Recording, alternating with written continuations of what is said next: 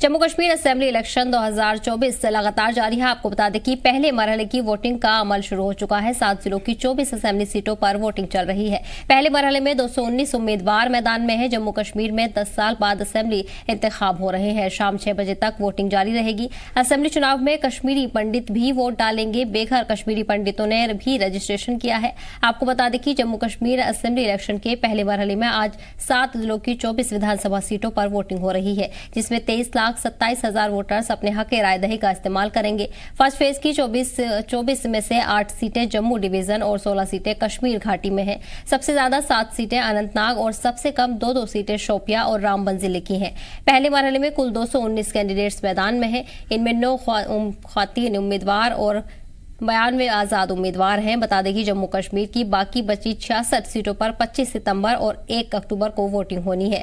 वहीं नतीजों का ऐलान 8 अक्टूबर को किया जाएगा। पहले मरहले में अनंतनाग की 7, पुलवामा की 4, कुलगाम, किश्तवाड़ और डोडा की 3, शोपिया और रामबन की 2 सीटों पर वोट डाले जा रहे हैं। डोडा, रामबन और किश्तवाड़ जिले में जम्मू डिवीजन, जबकि अनंतनाग, पुलवामा, कुलगाम और शोपिया कश्मीर डिवीजन में आते हैं। पुलवामा की पंपोर सीट पर सबसे ज्यादा 14 कैंडिडेट हैं। वहीं अनंतनाग की बिजबेड़ा सीट पर सिर्फ 3 उम्मीदवारों के बीच में इंतखाब लड़ाई है। यहां पीडीपी चीफ महबूबा मुफ्ती की बेटी इल्तिजा पहली बार इंतखाब लड़ रही हैं। जम्मू कश्मीर में 10 साल बाद असेंबली इंतखाब हो रहे हैं। 2014 असेंबली इलेक्शन में पीडीपी ने सबसे ज्यादा 28 और भाजपा ने 25 सीटें जीती थी। दोनों पार्टियों ने मिलकर सरकार बनाई थी, लेकिन 2018 में इत्तेहाद टूटने के बाद सरकार गिर गई थी। इसके बाद रियासत में 6 महीने तक एलजी शासन रहा। इसके बाद राष्ट्रपति शासन लागू हो गया। राष्ट्रपति शासन के बीच ही 2019 के लोकसभा चुनाव हुए, जिसमें बीजेपी भारी बहुमत के साथ मरकज में लौटी। इसके बाद 5 अगस्त 2019 को बीजेपी सरकार ने आर्टिकल 370 खत्म करके रियासत को 2 यूनियन टेरिटरी जम्मू कश्मीर और लद्दाख में बांट दिया था। इस तरह जम्मू कश्मीर में 10 साल बाद असेंबली इलेक्शन हो रहे हैं।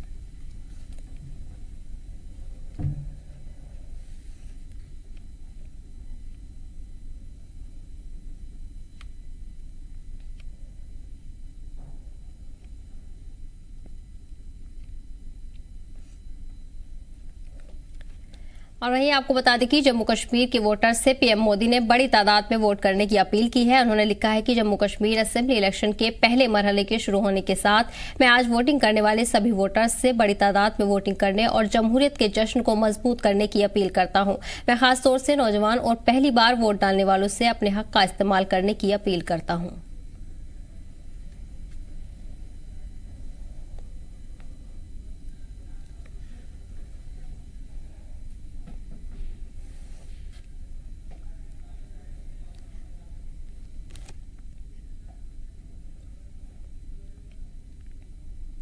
किश्तवाड़ से बीजेपी की कैंडिडेट शगुन परिहार ने अपना वोट डाला है। इसके बाद उन्होंने सहाफियों से बातचीत की है और कहा है कि मुझे लोगों की ओर से प्यार मिल रहा है।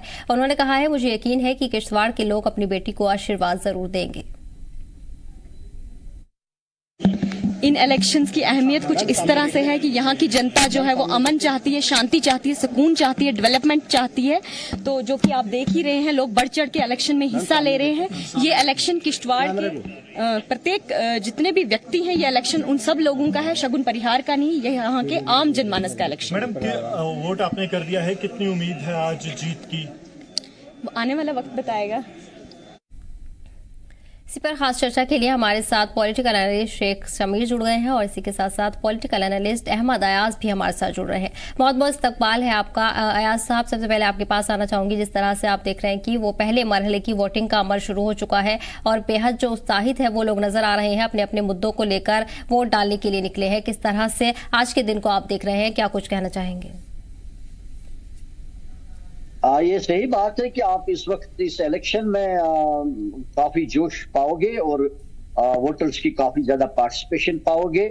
उसके साथ साथ पॉलिटिकल पार्टीज का भी काफी अच्छा जोश पाओगे और साथ साथ आप एक नई चीज देखोगे कि इस वक्त जो इंडिपेंडेंट्स जो है, कैंडिडेट्स जो है इंडिपेंडेंट, उनका भी आप काफी इस वक्त काफी नंबर देखोगे इस इलेक्शन में। और इसके कुछ वजूहात है ये कि एक तो ये इलेक्शन जो है 10 साल के बाद हो रहे हैं और इन 10 साल में बहुत सारे वोटर्स भी आ गए और इन 10 साल में इलेक्शन आर्टिकल 370 भी एब्रोगेट किया गया। और इस 10 साल में लोगों ने अपने आप को हार्ड प्रेस्ड भी महसूस किया, और एक्सेसिबिलिटी जो उनकी ग्रीवेंसेस की रही वो एडमिनिस्ट्रेशन में नहीं रहे, अपने रिप्रेजेंटेटिव्स के ना होते हुए। कुछ ये मसाइल है, और कुछ मसाइल भी बढ़ गए।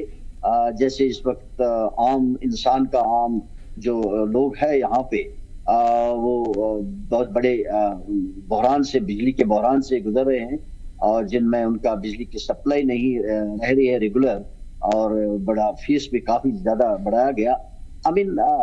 उसके मेजर जो, इसके अलावा जो मेजर इश्यूज रहेंगे पॉलिटिकल पार्टीज के पास, वो यह रहेंगे कि 370 को एब्रोगेट करते करते जो उस वक्त जो प्रोसेस किया गया, वो भी एक मसला रहा कि किन हालात में इसको प्रोसेस किया गया।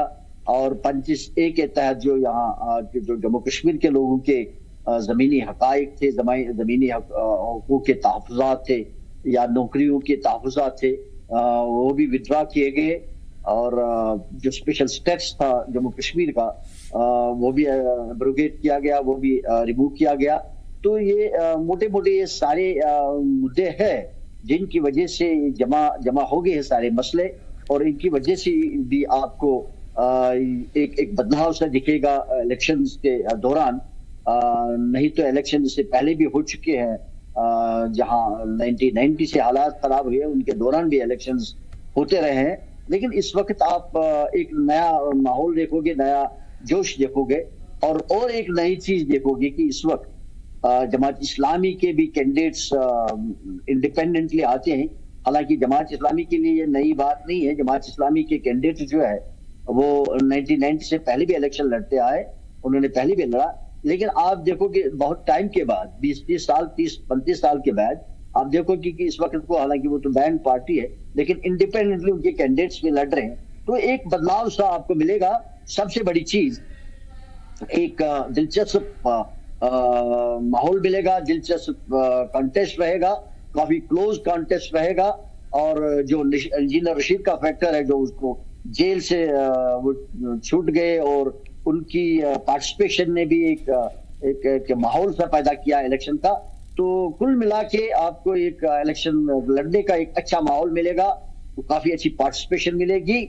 और ये उम्मीद करते हैं लोग यहाँ के कि जब कल को गवर्नमेंट बनेगी, और हालांकि इस वक्त जो इलेक्शन लड़े जा रहे हैं वो यूनियन टेरिटरी में लड़े जा रहे हैं, और जबकि लेफ्टिनेंट गवर्नर के पास काफी इख्तियारात है, और उनके चलते शायद नई गवर्नमेंट के लिए बड़ी चैलेंजेस का सामना करना पड़ेगा, कि उनकी इंडिपेंडेंस कम हो जाएगी काम करने में। लेकिन फिर भी लोगों का ये मानना है, लोगों का ये सोच है कि गवर्नमेंट बनते बनते हमारी एक्सेसिबिलिटी बढ़ जाएगी, कैंडिडेट्स जो हमारे जो इलेक्ट हो जाएंगे उनके ऊपर हमारी एक्सेसिबिलिटी बन जाएगी, हमारे मसले हल हो जाएंगे। तो लोगों का ये मानना है, और कुल मिला के एक अच्छा सा माहौल मिलेगा आपको इलेक्शन लड़ने का, इलेक्शन में पार्टिसिपेट करने का। इस वक्त आपको बाकी इलेक्शन से एक अच्छा माहौल मिलेगा इलेक्शन लड़ने। समीर जी, आपका रुख करना चाहूंगी किस तरह से देख रहे हैं, क्योंकि लंबे अरसे के बाद जम्मू कश्मीर के लोगों को ये मौका मिला है, और जिस तरह लोग बुनियादी सहूलतों से जूझते हैं आज भी, उसको देखते हुए वो उस तरह का नुमाइंदा चाहते हैं जो उनकी खिदमत करे और उनकी सेवाओं के लिए काम करे।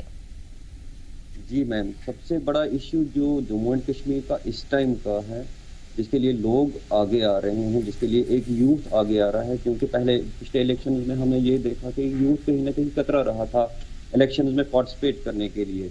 इस टाइम यूथ का जो मसला है वो सबसे बड़ा है अनएम्प्लॉयमेंट का, ड्रग का इशू है, क्योंकि जितना भी यूथ ड्रग के साथ जुड़ा हुआ है वो बहुत ज़्यादा है, और जो बाकी के यूथ है वो चाहता है कि ये जो ड्रग का इशू है ये जम्मू एंड कश्मीर से ख़त्म हो जाए।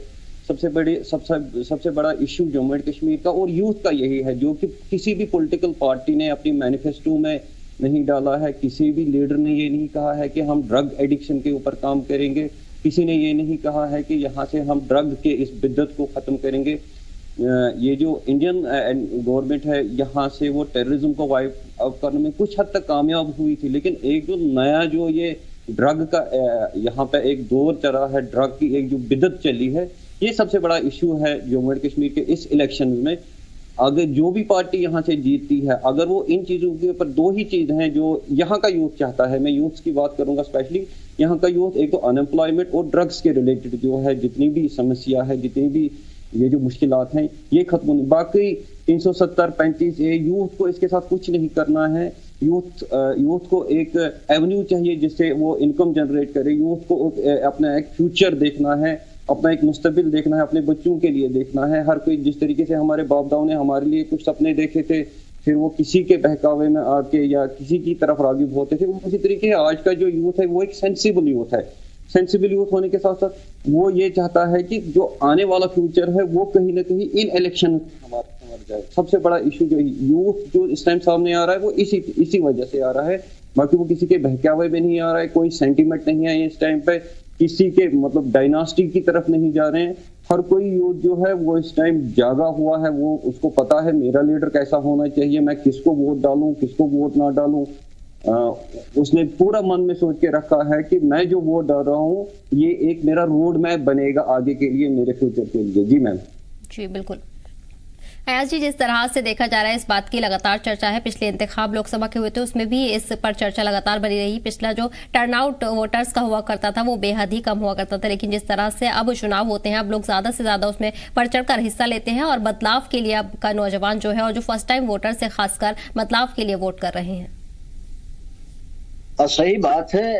जो यहाँ की ट्रेडिशनल पार्टीज है, यहाँ जो ट्रेडिशनल पॉलिटिक्स है उसके साथ लोग बदजुन है, ये सही बात है और लोग बदलाव चाहते हैं। लेकिन अब चूंकि एक पॉलिटिकल पार्टी की सूरत में इस वक्त आपको कोई सामने बदलाव की सिचुएशन नजर नहीं आ रही, कोई ऐसी पॉलिटिकल पार्टीज अल्टरनेटिवली अवेलेबल नहीं है, इसलिए ये भी एक वजह है कि बहुत सारे इंडिपेंडेंटली लोग सामने आ रहे हैं।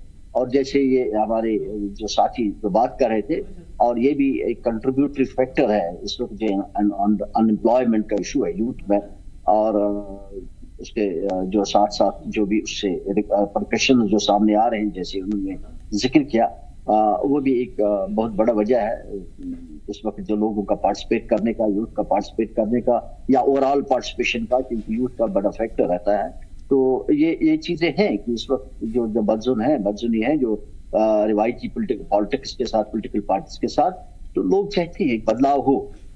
लेकिन अब चूंकि कोई पॉलिटिकल पार्टी सामने नहीं है अल्टरनेटिवली, इसलिए आप देखोगे इंजीनियर रशीद की सूरत में शायद उसको भी एक जबरदस्त जमावड़ा होता है लोगों का, ये रह रहा है, आई मीन उसकी पार्टिसिपेशन उसके साथ। अब वो देखने की बात है कि अभी वोट तो वो जरूर ले लेगा, हर एक कॉन्स्टिट्यूंसी में वोट अच्छा खासा लोग वोट ले लेगा, लेकिन अब देखना पड़ेगा कि उसके नंबर्स का अभी असेसमेंट नहीं किया जा सकता कि कितने नंबर्स का, क्योंकि उनकी जो उनकी जो पार्टिसिपेशन रहती है कहीं साउथ में एक रहती है और कुपवारा डिस्ट्रिक्ट उसमें क्या नाम है उसका नॉर्थ में एक पैटर्न रहता है, तो सेंट्रल कश्मीर में एक पैटर्न रहता है उसके पार्टिसिपेशन का लोगों के साथ। तो अब ये देखने की बात होगी कि टोटल नंबर क्या रहेगा उसका भी।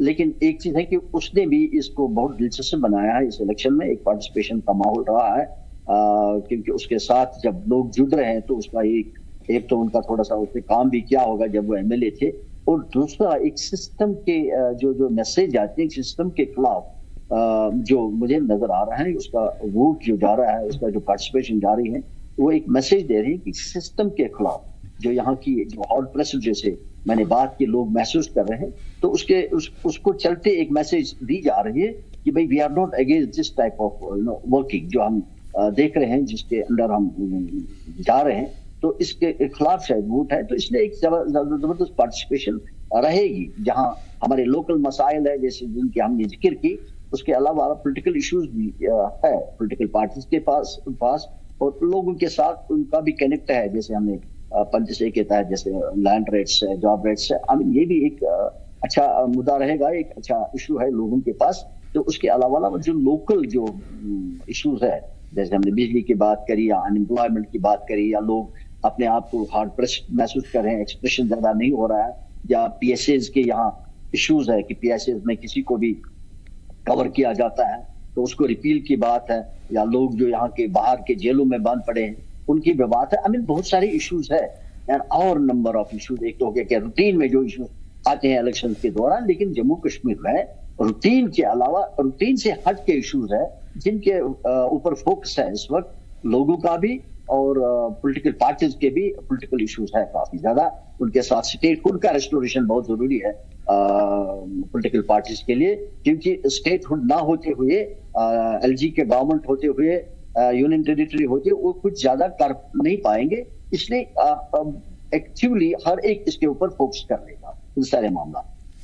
बिल्कुल समीर जी, जिस तरह से देखा जा रहा है कि कई बड़ी और छोटी जमातें चुनावी मैदान में हैं और सभी को देखा जाए तो सभी अवाम के हक की अब बात कर रही हैं। जिस तरह से अवामी राब्ता प्रोग्राम चले गए हैं, रोड शो किए गए हैं, रैलियां की गई हैं, सभी अवाम के हक की बात करती हुई नजर आई है। वहीं अगर उनके मंशूर देखे जाए तो वो भी अवाम के हक में नजर आते हैं, लेकिन जब अवाम की तरफ देखा जाए तो वो उन्हीं बुनियादी सहूलत से जूझते नजर आते हैं और वही अपने हक की बात करते हुए नजर आते हैं।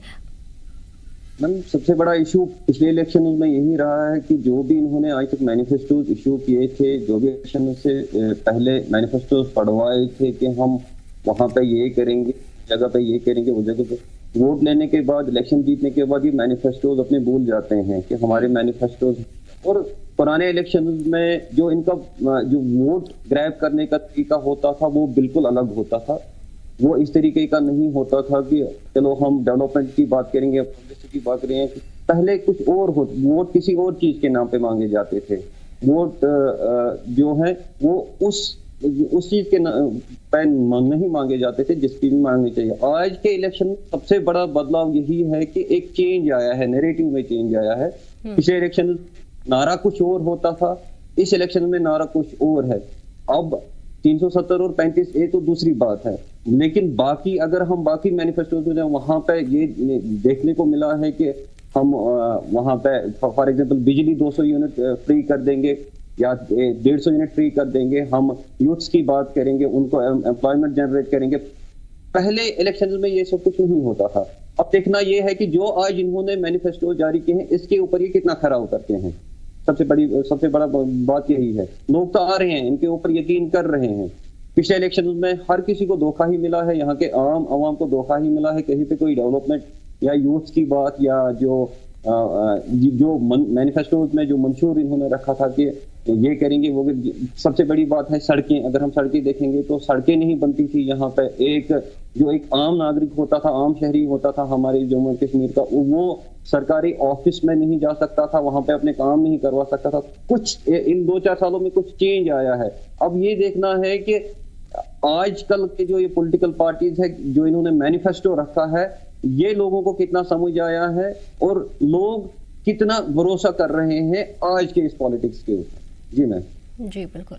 आज जी अगर देखा जाए तो इंजीनियर रशीद के बाद से माहौल काफी बदलता हुआ नजर आया है। इंजीनियर रशीद और हाजी हनीफ जान दोनों ही आजाद उम्मीदवार के तौर पर उन्होंने जीत दर्ज की है और अब आजाद उम्मीदवारों को लेकर देखा जाए तो बढ़ चढ़कर आजाद उम्मीदवारों ने अपना नॉमिनेशन दाखिल किया है इस चुनाव के लिए।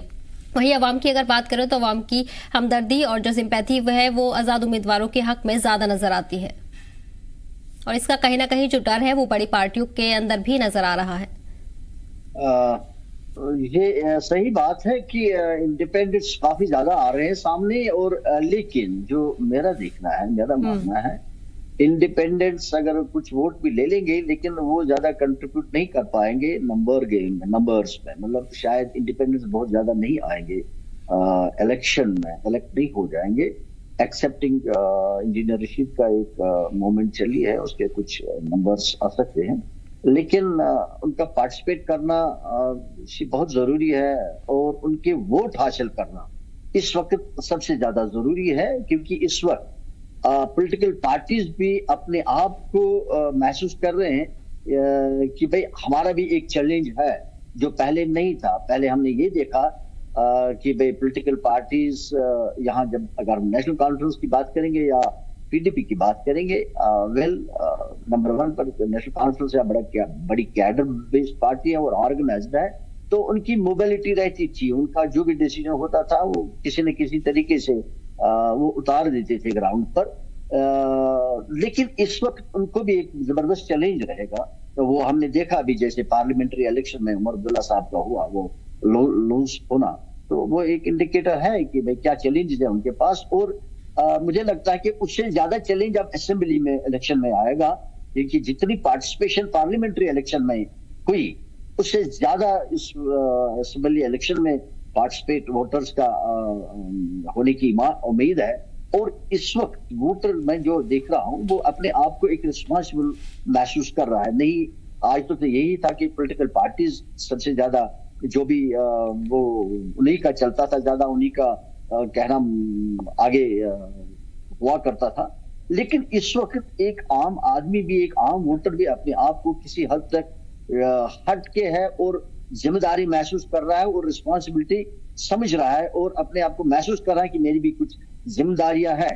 तो उसके चलते ये जो इंडिपेंडेंस की बात आपने करे, वो नए हैं, बेशक नए हैं, लेकिन उनका अभी उतना अभी लोगों में बहुत सारे उनका एक्सपोजर नहीं है और लोग शायद उनको इतना ज्यादा अच्छा भी नहीं जानते होंगे। तो उसकी वजह से शायद उनको वोट कम मिलेगा, लेकिन वोट जरूर ले लेंगे।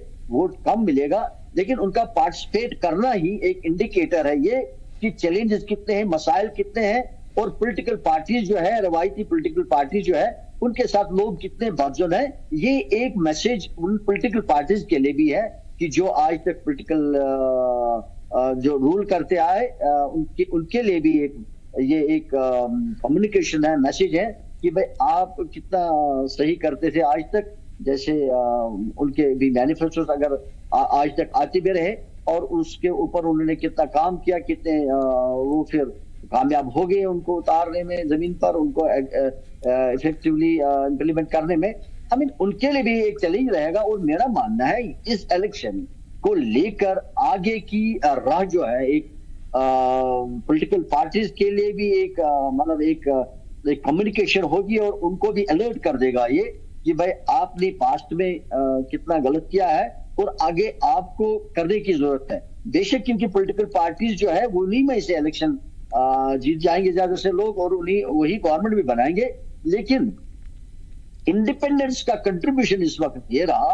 कि उनका फील्ड में आना, उनका वोट लेना, वो एक कम्युनिकेशन रहेगी पॉलिटिकल पार्टीज के लिए। उनको एक अलर्ट कर देगी कि भाई आप कितना गलत करते थे पिछले इलेक्शंस में, कितना लोगों का काम नहीं कर सकते थे आप, कितना अच्छा आप नहीं कर सकते थे, आगे आपको करने की क्या जरूरत है। और ये उनके लिए एक एग्जामिनेशन होगी, एक टेस्ट होगा कि आगे वो इतना चैलेंज लेकर, इतना कम्युनिकेशन, इतना कॉन्टेस्ट लेकर आगे कितना वो अपने आप को ठीक कर पाएंगे। ये उस पर निर्भर करता है कि आगे कैसे काम करेंगे और कैसे चलेंगे। जी बिल्कुल। समीर जी, कितना इत्तेफाक रखते हैं आईएसजी की बात से, और आप किस तरह देख रहे हैं आजाद उम्मीदवारों को चुनावी मैदान में? जब से इंजीनियर रशीद ने जीत दर्ज की है उसके बाद से उनके हौसले बढ़ते हुए नजर आए हैं और इस बात की भी उन्होंने उम्मीद जताई है कि अवाम भी उनका साथ इस चुनाव में देने वाली है।